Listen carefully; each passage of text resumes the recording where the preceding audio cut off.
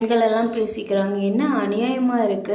ஒரு பெண் வந்து 3 அரசர்களை மணந்து குழந்தை பெற்றிருக்கா. அந்த பெண்ணை போய் இந்த முனிவர் கல்யாணம் பண்ணியிருக்காரு அப்படின்னு சொல்லிட்டு பேசிக்கிறாங்க. ஆமா, முனிவருக்கு வந்து வயது ரொம்ப திரும்புது, அதனாலதான் வந்து இப்படி எல்லாம் பண்றாரு அப்படின்னு பேசிட்டு இருக்காங்க. அப்ப மாதவி குளிச்சிட்டு இருக்கிறத பாக்குறாங்க. பார்த்துட்டு நம்ம இவ்வளோ நேரம் பேசிட்டு இருந்தாலும் அந்த மாதவி இவ தான் இவ அப்படின்னு பேசிட்டு இருக்கிறாங்க. அதை பார்த்ததுமே வந்து மாதவிக்கு புரியுது, தன்னை பற்றி தான் ஏதோ தவறாக பேசுகிறாங்க அப்படின்னு சொல்லிட்டு மாதவி ஆடையெல்லாம் வந்து சரி செய்துட்டு அவங்க எழுந்து போகிறாங்க.